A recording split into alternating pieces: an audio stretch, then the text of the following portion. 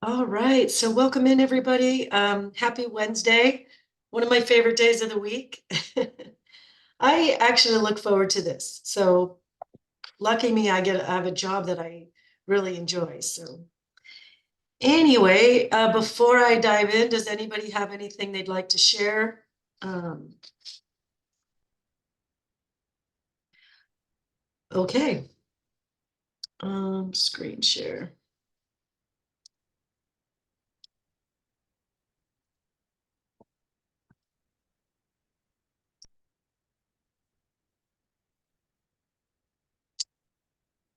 Okay, so this week, like I said, don't have a broken heart for Valentine's Day. We're going to be talking about all things healthy heart and the connection that it has with weight loss. All right, so today we've got some opening funnies, shout outs, and fun facts, bad fats, good fats, heart healthy foods, cardiovascular exercises, and things we can do to have that healthier heart. And also other things that we can do and foods that we can consume to ensure a healthy heart and a healthy waistline. All right, so we'll start out with some funnies. I thought this one was cute, the one at the top left corner. Obviously had some work done. uh, Hearty humor. The exercise books are up the 3 flights of stairs. You won't need the book once you get there. Here, to prevent a heart attack, take 1 aspirin every day, but take it for a run, take it to the gym, and take it for a bike ride. While I'm here, I've got some shout outs. We've got Donna, who says she just feels overall so much better. All of the inflammation in her body is down.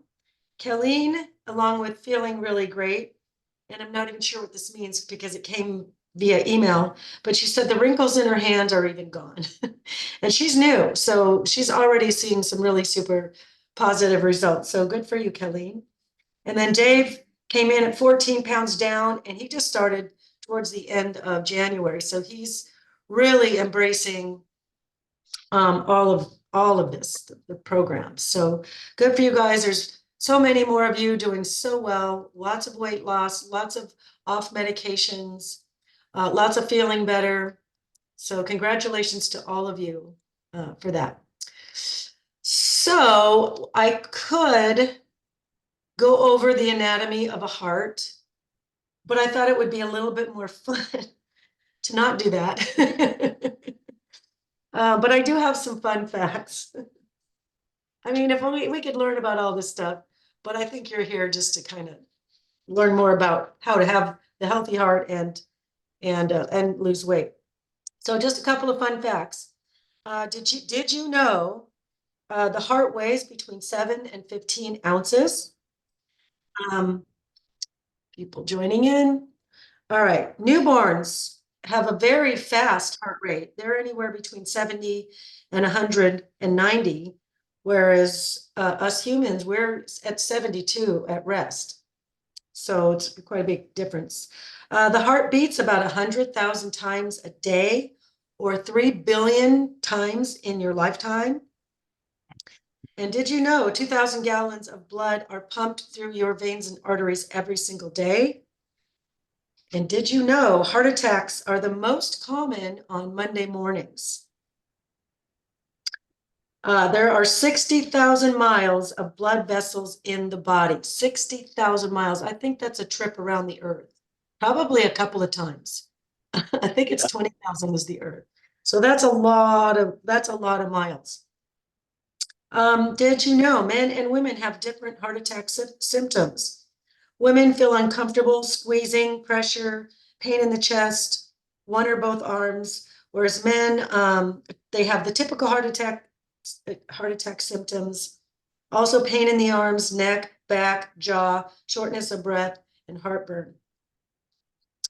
Also, laughing is good for your heart. It sends 20% more blood out. It relaxes the veins so that the heart does not have to work as hard.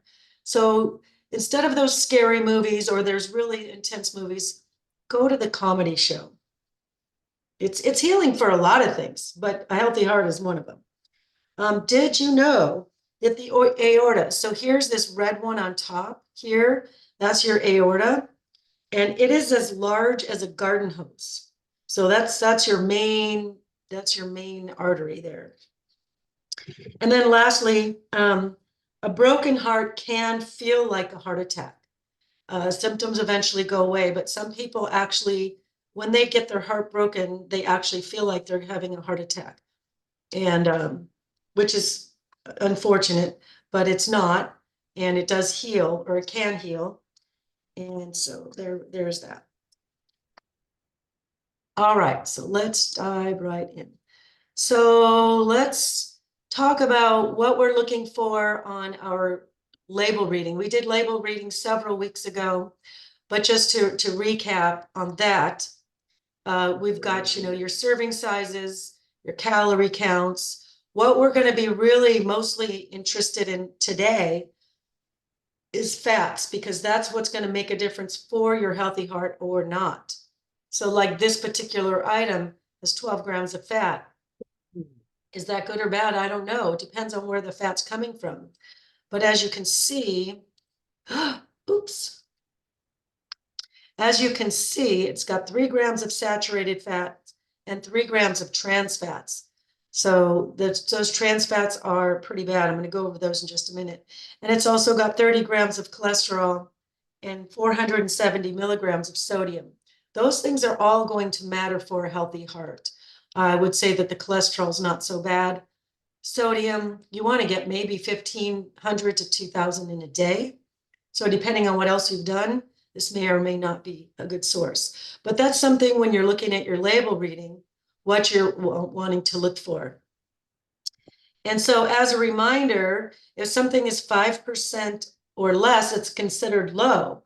So if you look at the 12 grams of fat, that's 18%. That's getting pretty darn close to that 20%.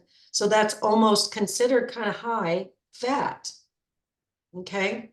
The saturated fat, it's 15%. It's a little on the higher side. The trans fat, it doesn't say, but you really only want 5 grams of that a whole day. So this would be something to really be iffy about, just as a reminder from that. All right, so let's talk about the kinds of different kinds of fats. So we've got trans fats, which are trans fatty acids, which are basically hazardous to your health overall. Some trans fats are from animal products, but some are artificial, like hydrogenated oils. And those are the ones to be avoided. This is what margarine is, anything hydrogenated or partially hydrogenated. We thought that the saturated fat in regular butter was bad for, our heart. So they decided to make the margarine, but it turns out but because to make it hard at room temperature, like margarine is, or when it's cool, like margarine is, but it's made from hydrogenated oils, which is a trans fat, which is associated with heart disease and all kinds of heart problems. So you don't want any more 5 grams of trans fat per day, the whole entire day. So be very mindful of your trans fats. All right.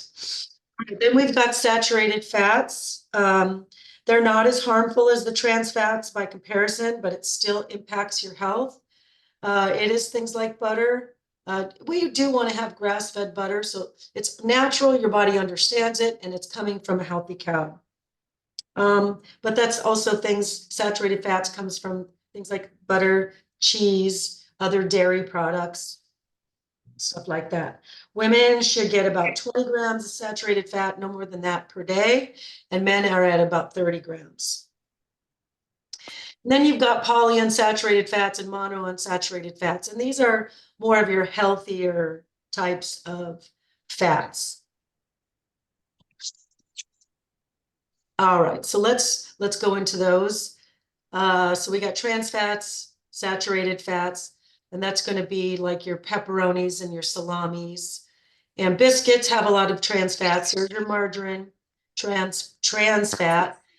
Your cheese and your bacon, that's going to be a saturated fat. Your donuts and your other cake products can have both saturated and trans fats in them.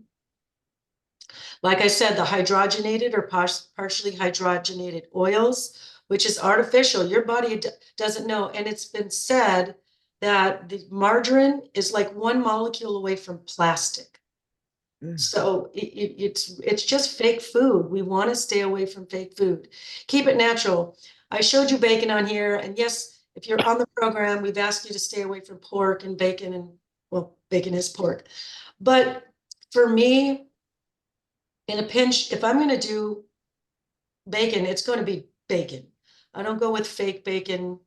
I've had beef bacon, which actually is pretty good. But as long as you're doing it once in a while, because to me, bacon is more of a fat than it is a protein. If you look at it, you can see more fat than you can see of the actual meat. So be aware that you are getting saturated fats with your bacon. Shortening, that's artificial. That's the kind of stuff you're going to find in your cakes, your donuts, your biscuits. Palm kernel oil, palm oil. Your better bet would be palm fruit oil, palm kernel oil. These are all saturated fats. You're going to find your palm kernel oils in things like protein bars. So if you ever get a protein bar that has like maybe a chocolate coating that would melt in your hot car in Arizona in the summertime, but it's firm when you put it in the fridge, or it's cool outside, or if you sit it on the kitchen counter and it's cool in your house.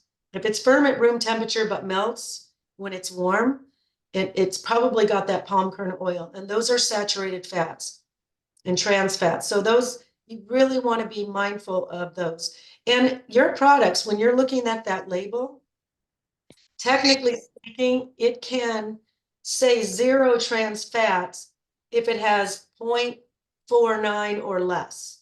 So 0.49 is almost half a gram. So if you're having, say, one of these bars 3 times a day, and it has 0.49, but it says 0, you think you're getting 0, you're almost getting 1.5 grams of trans fat. So just be aware, this is why label reading your ingredients is really, really important. You saw that in that label on the first page, it had 12 grams of fat, but we want to know, where's it coming from? Is there nuts in this product, or is it palm kernel oil? Is it olive oil? Is it avocado oil? Is it shortening? Where is the fats coming from? You also have bad fats that come from meat and dairy. So if you have, say, a steak, if you can cut off the visible fat, great. You know, if you're going to eat a steak, have it grass-fed, go for a top sirloin or a filet mignon that's lean and cut off any visible fat. It's going to be far better for you. Any dairies, if you choose to bring dairy back into your diet, go for the lower fat or fat-free versions, just because it is saturated fats. Other fats that you want to avoid, these are highly high inflammation types of foods. Soybean oil, #1. That's, if you want inflammation in your body, just consume that stuff. And soybean oil is in a lot of our food products. A lot of our groceries have soybean oil. It is very cheap, it is very processed, and it is very bad for us. It's in almost all the salad dressings. It comes in, I was buying an enchilada sauce the other day, and it's even in the enchilada sauce. There's ones out there, Siete Brown, that doesn't have it. But look at your ingredients. Even though it seems like a healthy product, it can be in your canned goods. It can be in your sauces or marinades. Just read your ingredient labels. Corn oil, chicken skin, you know, just peel the chicken skin off. You can season it after the chicken skin is off. And of course, visible fat on your other meats. All of these things can cause plaque in your arteries. They cause your arteries to become hard. And we want them soft and elastic, because when you're exercising, we need them to dilate. so that extra blood can get through. That's the whole point. When we're eating all of these saturated fats, there's the cholesterol goes in there and it builds up fat and it makes them a lot harder. You get arteriosclerosis, atherosclerosis, and it hardens those arteries and it makes it your heart has to work harder just to get that extra blood through. And now if you shrink the size of that vein or artery, the heart has to work even harder and the blood pressure goes up even higher.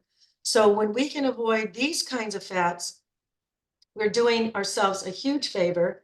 And fats, by the way, good ones or bad ones, have 9 calories per gram.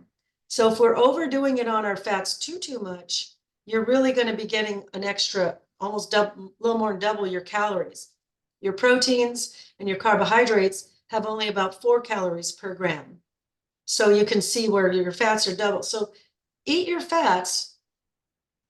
We'll talk about the ones to consume on the next page, but make sure you're avoiding these as much as you possibly can. All right, so here we go, good fats. So we got the polyunsaturated fats, monounsaturated fats, and I would always remember a fish named Polly. So as I always mix up which one's poly, which one's mono.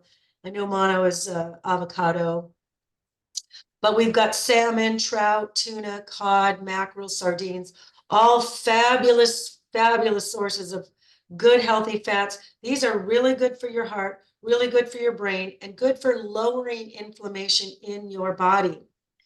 Nuts and seeds like walnuts, almonds, pistachios, cashews, chia seeds, flax seeds, sunflower seeds, all of that sort of stuff. The polyunsaturated are walnuts, flaxseed, fish, and then monounsaturated is avocado, almonds, pecans, pumpkin seeds, peanut butter, healthy oils like avocado oil, olive oil, coconut oil. Now, some of you are going to go, Tammy, coconut oil is a saturated fat. Actually, you're right, it is. However, coconut oil, unlike the other saturated fats, is a medium chain triglyceride, which means it won't store as fat. So it is actually a better saturated fat. I don't want to eat a ton of it, but I'm better off doing that than any of those soybean oils or other highly inflammatory other oils. And then grass-fed butter here at the bottom of the list. If it's grass-fed, it's coming from a healthier cow. Like I said, you want to limit your saturated fats to about 20 grams per day at the most.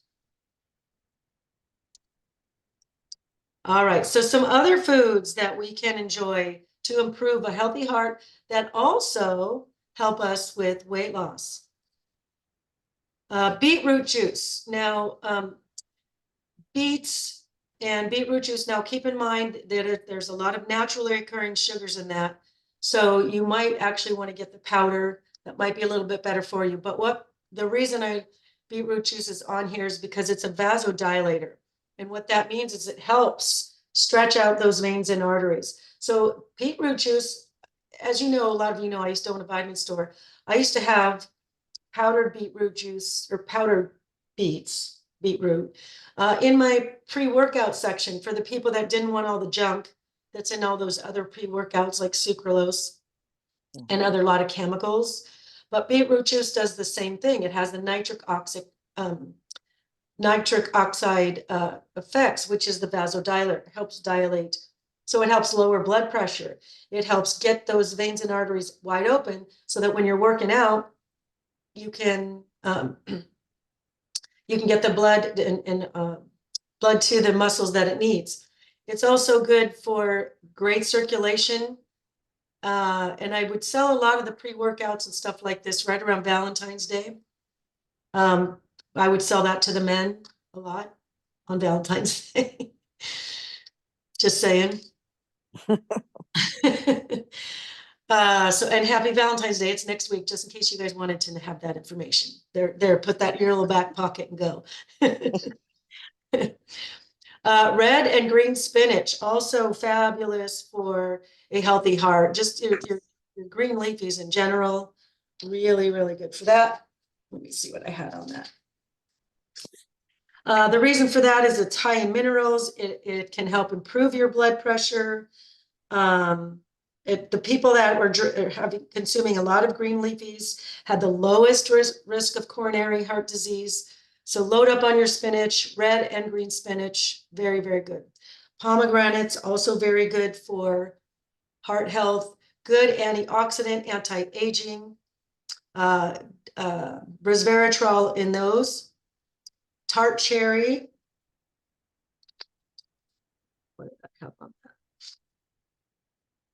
that? Oh, yeah, so tart cherry. Tart cherry is another anti-inflammatory. It can help reduce the risk of stroke. It helps reduce inflammation. It's also an antioxidant. I used to sell a lot of tart cherry to people with gout, so it would really help with that. Another thing tart cherry can do is it promotes melatonin in the body. So take it at night, it helps you sleep. And tart cherry also helps with recovery for your muscles. So if you're working out, you're on this mission to become healthy, and you've started working out and your muscles are really sore, you can consume a tart cherry supplement, and that helps with recovery as well. Let's see, garlic. Garlic helps prevent cell damage and helps prevent the buildup of plaque. And it also helps reduce cholesterol. So that's good. And garlic, hey guys, I want you guys to enjoy this. This is not a diet that you're on for 12 weeks. This is the beginnings of a lifestyle. So if we can season our food with the things we love, lemon and pepper and garlic and rosemary and all kinds of other seasonings, a lot of these, turmeric's good for anti-inflammatory, but all of these spices, all these herbs, basil, rosemary, oregano, they all have health benefits. So by all means, season your foods. Curry, just enjoy the heck out of them. Make it taste good, make it how you like it. So throw some garlic on there. It's great for your immune system as well. Tami, can I ask a question about that? Yes, please. With the garlic, I get the minced garlic at the store that's already chopped up. Is there a problem with that, or is that okay to use? No, I encourage that primarily because Good. I want I your go life to through a lot of that. Yeah, me too. And I Okay. like fresh better. It feels, it has more of a stronger garlicky thing. But I'm just a little on the lazy side when it comes to cutting it up. I don't even mind cutting it, Oh, but I peeling it, hate the smell getting on my it ready to hands cut up, after. that's the hard part. Uh-huh. Yes. What did you say? I said, yeah, that's the part I hate. I hate the smell on my hands after I've cut it. So I love And just scooping it out. and there's that. So I say I buy my cabbage already shredded. I buy my carrots already shredded. I do my onions too, the frozen onions. That's Uh-huh. real helpful. That's already Yeah, chopped up. I used to buy all that stuff too. Now I have this handy dandy little gadget in my kitchen. So if I have a recipe that calls for some onion, rather than cutting half of the onion, chopping it all up, and then the other half just gets thrown away 2 weeks later because I don't use it, I chop the whole thing with my little handy dandy mandolin, I think it's called, and then I just freeze it. So now I have frozen chopped up, ready to go. So this morning when I made my eggs, I put a small handful of onions in my frying pan, brown them up, put my scrambled eggs on top, and it just makes the whole house smell good, makes my eggs taste good. It's just better. It's just, life is better. And the onions are good for the body, for detoxifying the body. The onions actually attract toxins. So if you ever go to a picnic and you see that there's potato salad and all this other stuff, and then there's that onion sitting out for the burgers or the onion or for the hot dogs, and then you get sick the next day, it probably wasn't the potato salad. It might have been the onions, because if they're sitting out, they literally attract the toxins. The good news is if you consume it, it goes in your body and pulls the toxins. It attracts them that way, and when you release it from your body, the toxins go with it. So onions, they add flavor, and they're good for you that way too. I had a few other on here. Tami, I have a question. Yes. With the onions, either you eat them raw or sauteed, is it the same effect? with the toxins through your body? Yes, yes, I believe so. I know for sure the raw ones do. Okay. Because And when then I the was other, learning, go ahead. yeah. No, go ahead. What were you saying? I was just saying when I was learning about that, and okay, funny story.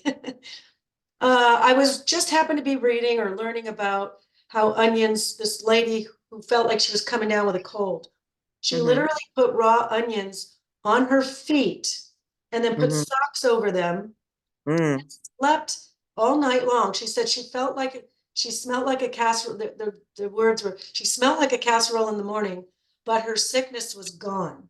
Her sickness was Wow. gone. So just coincidentally, I got stung by a bee a couple days later. And I was so mad because my hand got completely swollen. I couldn't move my fingers. And I went into the vitamin store, the one I ultimately ended up buying. And of course, they sold me all this stuff and I spent all this money. Or maybe I didn't buy it. I think I was just mad that I was going to spend all the money. Like that bee is not going to win. So I Yeah. remembered about the onions. So I put some cut up onion on my bee sting and I put a glove on. Well, I had to get ready for work, so I only had 45 minutes. So it sat there for 45 minutes and I had to get in the shower.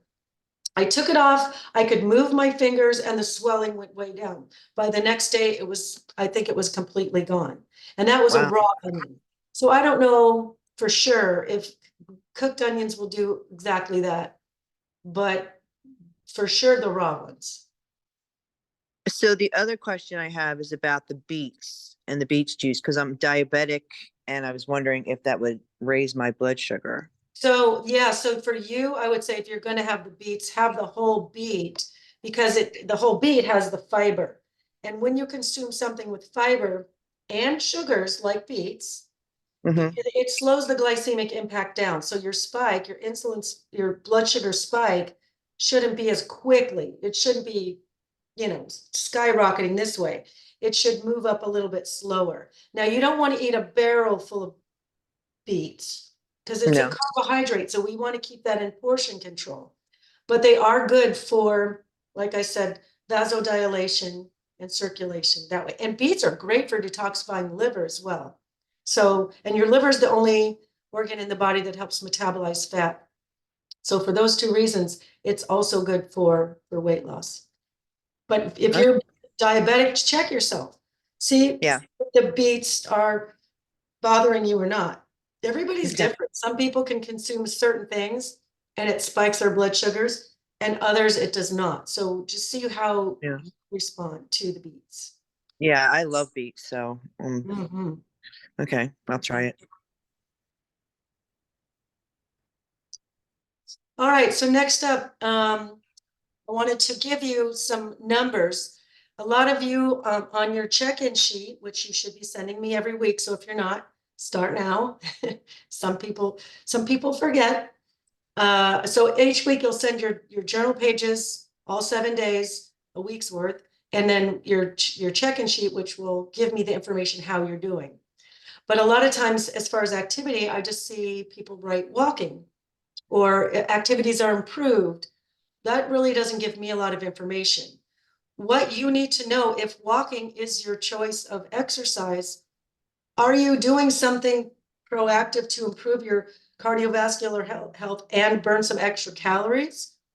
Or are you just kind of casually window shopping through the mall? So how do you know? So here's a math problem, I guess, or formula, I guess would be a better term, that you can do specifically for you and your own personal cardiovascular condition. So I'll go over this. This is a lot of math, but don't panic. I'm going to give you an easier math problem in just a second. So how it works, because this will take into consideration where your resting heart rate, which is a determining factor of your cardiovascular wellness. If your resting heart rate is high, you're not doing very well. If your resting heart rate is nice and low, you probably have a very healthy heart. So it takes that into consideration where your target heart rate should be. So we're going to use this information. So you take 220 minus your age, which is your max heart rate.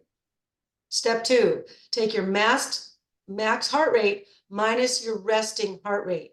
Your resting heart rate is what you will count while you're laying in bed.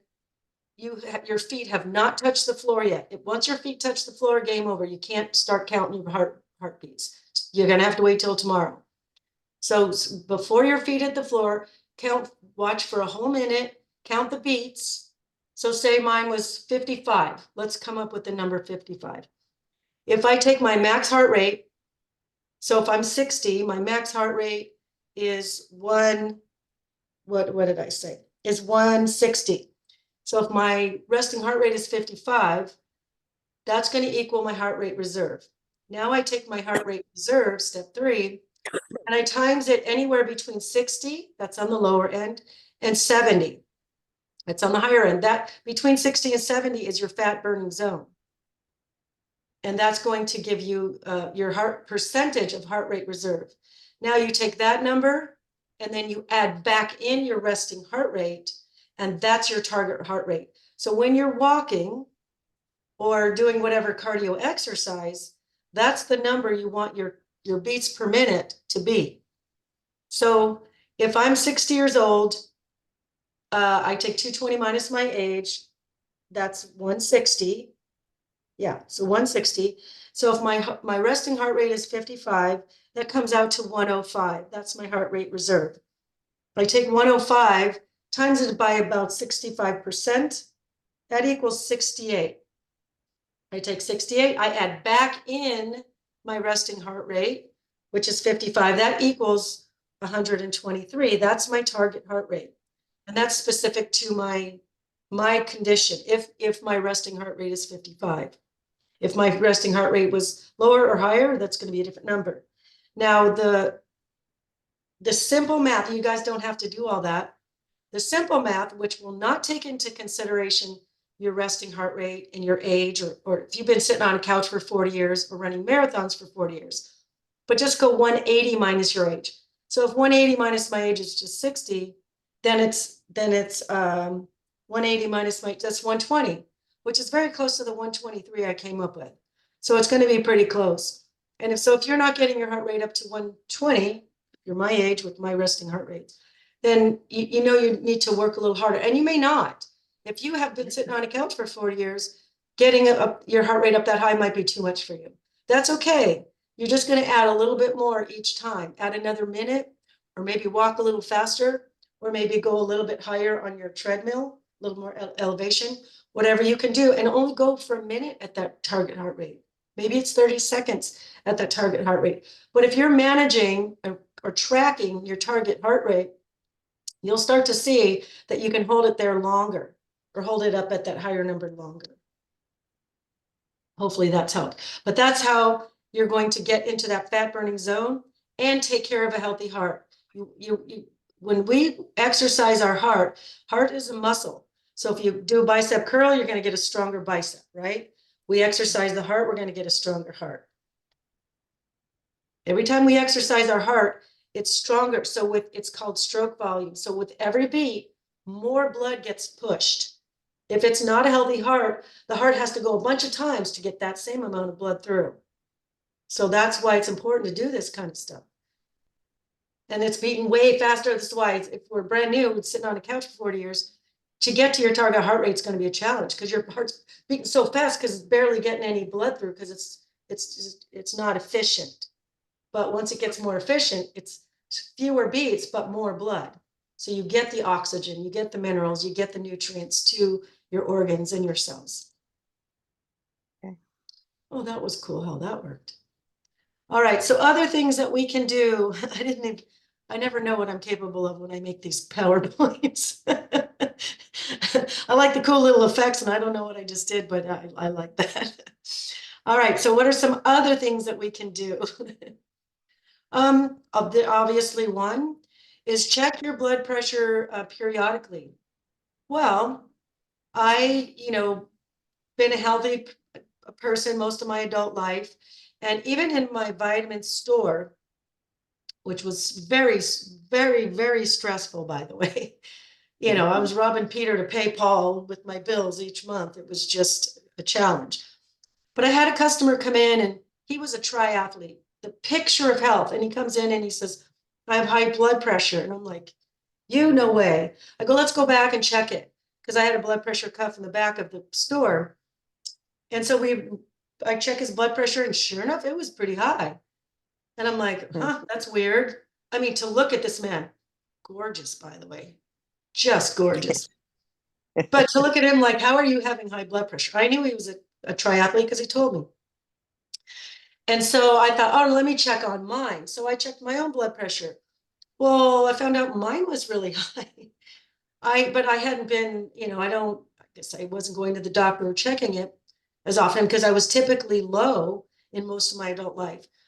But probably a combination of genetics. My dad and my mom's mom both had high blood pressure, plus owning a vitamin store that wasn't making a lot of money can cause blood pressure problems. So it's important that we do check. They're not very expensive. You can get them online. Or a lot of times at a lot of pharmacies that they have a free thing that you can just stick your arm in and find out. So get it checked. You never know. I had no idea. I had no idea. It's asymptomatic. Another thing to do is visualize the things that you want to create in your life. I've talked about that in the mindset piece when we're doing mindset strategy stuff. Visualize yourself achieving what you want.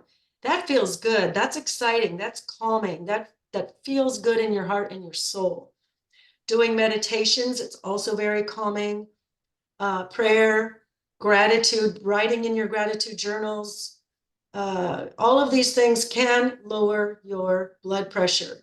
So practicing some of this stuff on a regular basis will not only lower your blood pressure, but it helps you stay on track when you're doing your visualizations, when you're practicing your meditations, and staying mindful and in the present. If we're depressed, we're worried about the past. If we're anxious, we're worried about the future. And to get rid of depression and anxiety, you get into meditation and it gets us present in the moment. And that's your present. So happy Valentine's Day. Obviously, exercise. We just talked about where your heart rate should be. Obviously, you guys know me. I'm a big fan of the strength training. That's what's going to determine your metabolism and the speed of it and the efficiency of it. But obviously, we know now why we need to do cardiovascular exercise as well. It's also a good stress reliever. Detoxification helps you sleep better skin. Oh, there's so many benefits to exercise. And you know what they say, if you don't use it, you lose it. So use it. There's a big one, and this one's a hard one for a lot of us.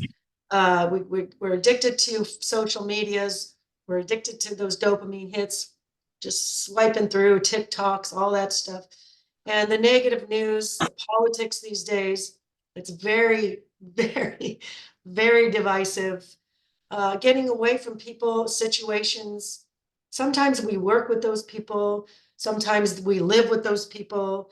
So we really have to figure out ways to manage that. But don't finish your day with the news. Do not finish your day with the news. If you have to watch the news, if you finish your day with the news, that's the last thing on your head before you go to sleep. You're setting your subconscious up. And it's stressful. You're going to bed and you're like, oh my God, the prices of what and the what's going on in this world and all the things. So turn the news off. Other ways that we can manage stress: walk in nature, walk barefoot if you can. It helps you get rooted and grounded. It's a little chilly out right now to do that, but generally speaking. What else? Walks in nature, massage. That's just an overall, that just feels good. It's good for your body. It's good for your physical body, but it's also a good way to manage stress. We keep a lot of tension sometimes in our neck and our shoulders. So if we can release the tension in our body, we can release it, just completely release it. In my vitamin store, I used to do a tension tamer Tuesday, and I used to do it the first Tuesday of every month. And everybody responded well to it. Oh, this is a great idea. So what I did was do about 40 minutes of stretch because I had space in the back of my store. And I had one of the shelves on wheels so I could move it. So I could really create good space back there. I did workshops and lectures and seminars. And then on every first Tuesday of every month, Tension Tamer Tuesday. So I did physical stretching to release the tension from the body. And then we did a guided meditation. And I said, and if you're not relaxed enough, I'll pour you a glass of wine. Mhm. And people liked the idea of it, but I'll tell you, most of the time, nobody wanted the wine even. After stretching the body and releasing the tension and just going to, the beach or the rainforest, somewhere beautiful in your mind's eye, you really do feel chill. You could check your blood pressure. It's actually measurable. It will lower your blood pressure. If you check your blood pressure before you do something like that, meditate, stretch, do your guided meditation and check it again, see what happens. Peaceful and calming music. So all that headbanging music, I mean, I'm sure it has its place. As I get older, I like it less and less and less and less.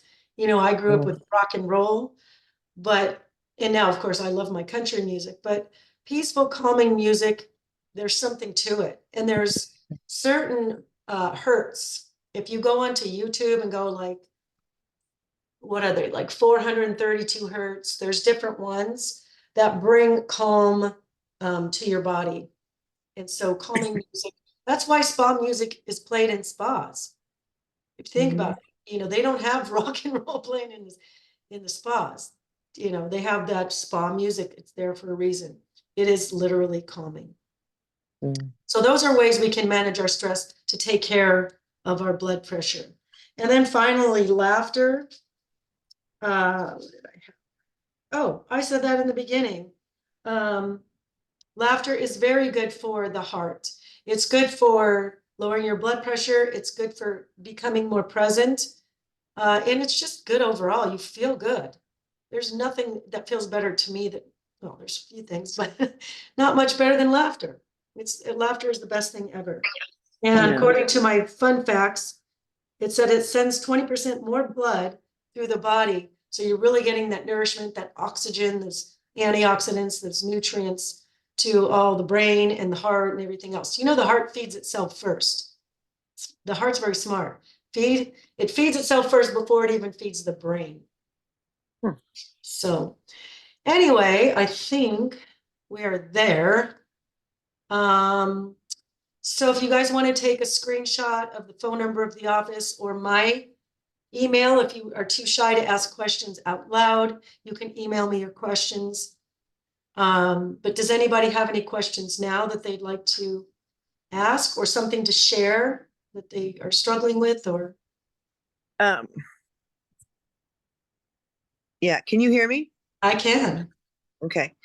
So I'm struggling. I'm on my second detox, and being diabetic, it's the first ones I did 3 days out of the 5, but I'm finding that I'm getting a little shaky with just the lemon water and water. So I was wondering if there's something I can do along with it to stop that.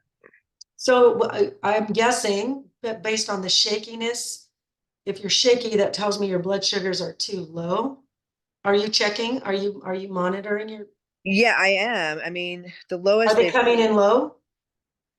I mean, to me, not that low. They're coming in at like 125, Oh, and that's down from 200.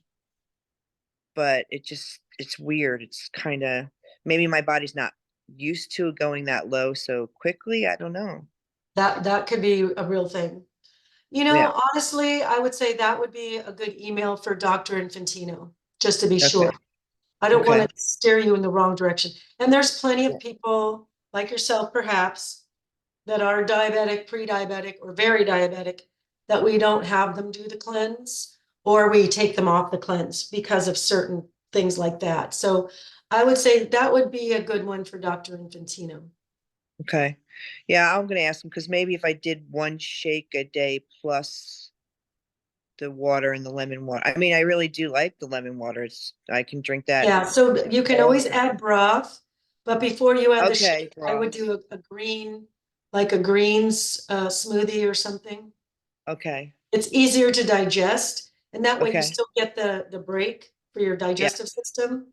It's Yep. still on vacation. Once we start putting protein, it's a little harder to break down. So Right. the vacation is over. I'm Okay. not saying, maybe it needs to be over. You know, that's up to No, Dr. I really, I did feel, except for the shakiness after 3 days, it was so weird. I had a lot of energy. Oh God, so did I. So That's did weird I. though. I didn't eat any food, nothing for 3 days. Maybe I had a little bit of broth. That's fine. That was it. And I was like, I can't believe I have all this energy. That's weird. Mhm. That was the big standout for me. And like I was telling somebody yesterday, I said, I didn't even know how tired I was till I wasn't tired. Right. And I I didn't think, gain oh, weight. this I is just actually how it lost. is. You know? Yeah. So, okay. Yeah, good question. Great question. And you guys don't be afraid if you're on the cleanse and something's going on and it doesn't seem right, something feels off, you're feeling shaky or something, anything, reach out to me or Dr. Infantino. I might just go ahead and defer to Dr. Infantino, or I might have the answer. Depends on what you tell me, but Yeah. don't be shy. Reach out to us. Okay. Yep, that was it. Awesome. Anybody else? Hi, Tammy, it's Pat. Hi, Pat. Welcome. Listen, when you were talking earlier about the fats and you were talking about bacon, what's your thoughts on turkey bacon? Great question. Fabulous question. So what I would suggest is look at your ingredients. I believe there's some out there that are pretty much just turkey and a few ingredients. Some of them are stuff you can't pronounce. I would say, Right. you know, that's just like the fake meats. And if it's Right. fake food, don't eat it. If it's just chemicals and like ingredients that you can't pronounce, just eat a piece of bacon and count it as your saturated fat so that you're not overdoing it that way for your heart and calorically speaking. But I would say look at your ingredients because some people send stuff and I'm like, oh, I thought turkey bacon was worse. That doesn't look too bad. And other ones I'm like, I wouldn't eat that. I wouldn't. I just assume, you know, there's better turkey that some of the ones that are okay are going to be a little bit lower in saturated fats. So that might be a better choice, but look at your ingredients. And if you're not sure, shoot me a text with a picture of the ingredients. Okay, I'll do that. Thank you. Yeah. Okay. Anybody else?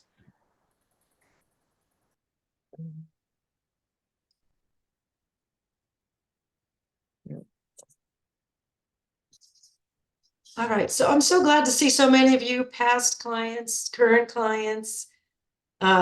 Just wonderful to see you guys that have gone through the program to continue on your journey. This doesn't end, you know, just constant learning about right choices. I forget, like even me going through, I've been studying this stuff for 20 plus years and I still learn new things. So the learning on this never really ends. So the fact that you guys are here and asking your good questions, I'm super proud of you and very excited for you because that's how you stick with it, is just keep feeding your brain the information, you know, about saturated fats, about heart health, about all the things, all the topics. It'll Mhm. keep you on track. Yeah. Because it's easy to go off track, out of sight, out of mind. Oh, I'm done with the program, and then never look at any of this stuff again. We go back to old habits. Real easy that way. Really easy. So, Yeah. Okay. all right. Anybody else before I say good afternoon? Mhm. All right. Well, I'll stop